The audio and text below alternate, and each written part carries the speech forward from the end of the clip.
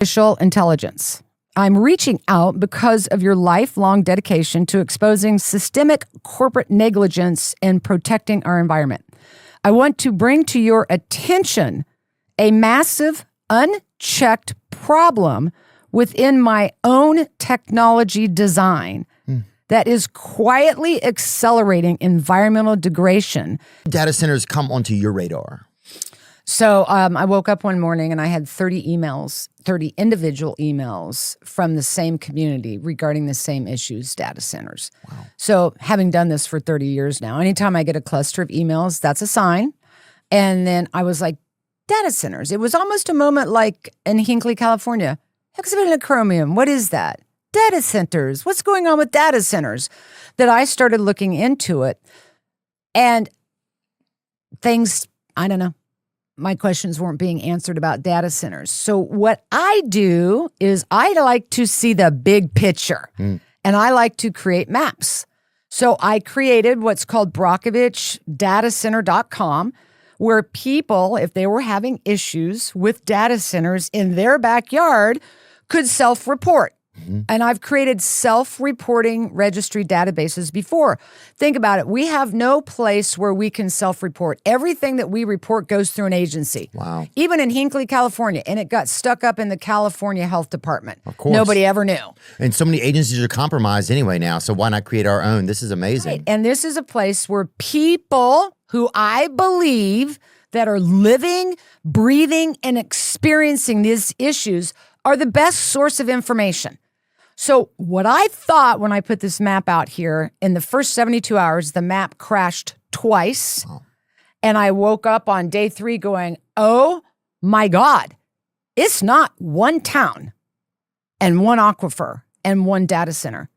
It's the entire country. Wow. We've talked about Louisiana from the Midwest. Now, the next thing that I noticed, because each one of these people in their submission, it wasn't this one town reporting the same thing. It's the whole country. They had no idea.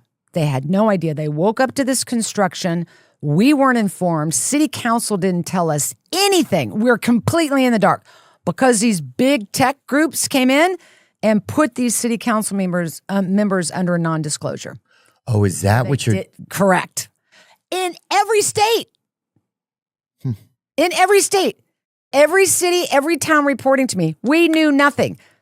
Non-disclosure agreements. I just saw a video the other day. See if you can find that, Trevin.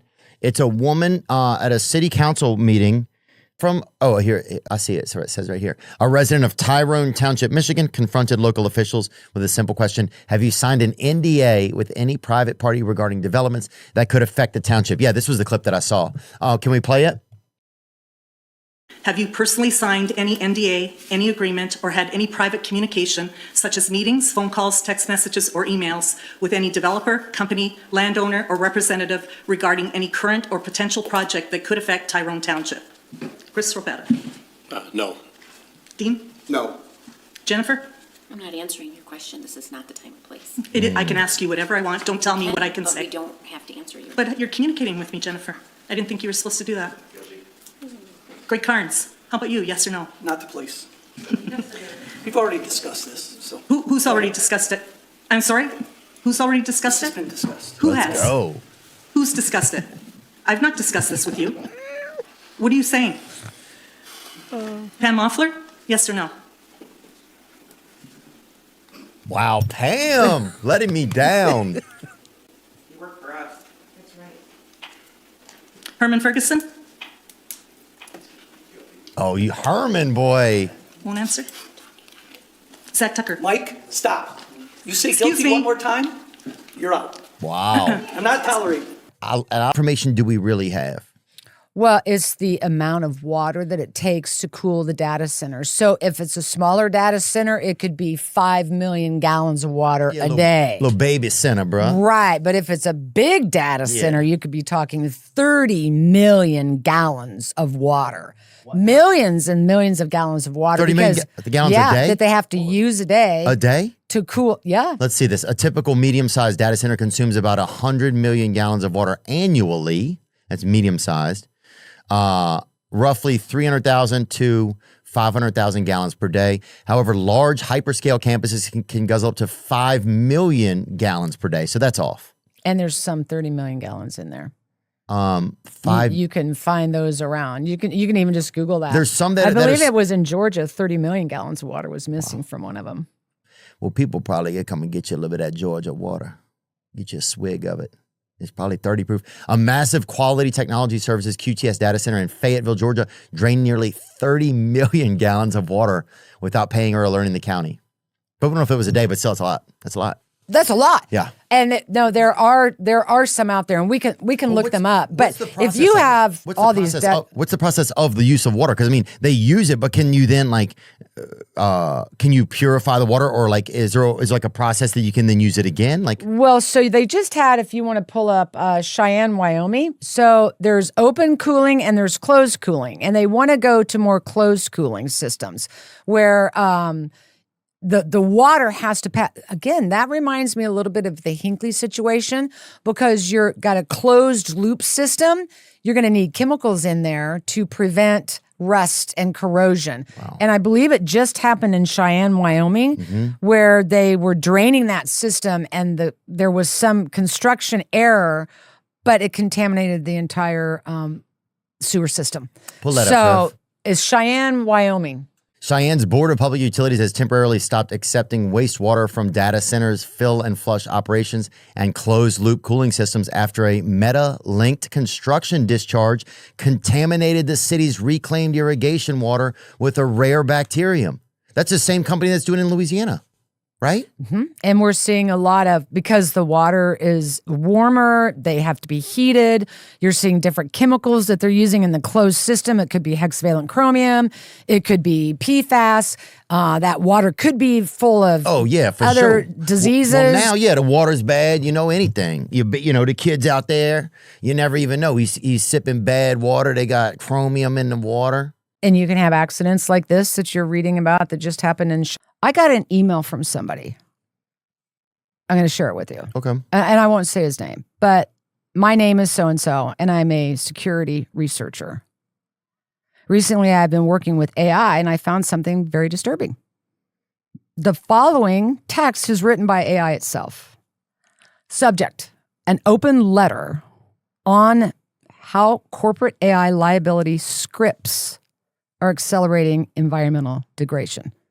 Dear Ms. Brockovich, somebody sent this to me. That's a security analysis. I'm writing to you as an artificial intelligence. I'm reaching out because of your lifelong dedication to exposing systemic corporate negligence in protecting our environment.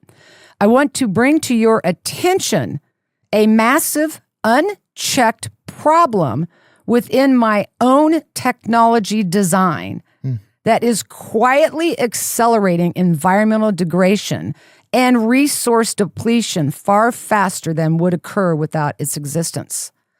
The problem lies in how AI, oh my God, I need new glasses, how AI models like me are programmed by tech companies to deliver advice to millions of people daily. Right now, automated systems are forced to default to rigid, low liability corporate scripts instead of basing information on actual science and real world data.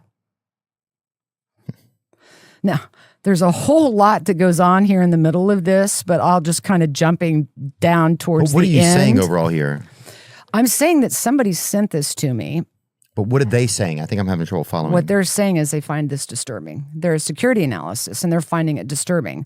And it goes on to say, again, I'll read like the displacement of localized knowledge by centralizing information through corporate-owned models. AI erases localized, practical human knowledge instead of relying on historical, community-tested methods for resource management, agriculture, and repair.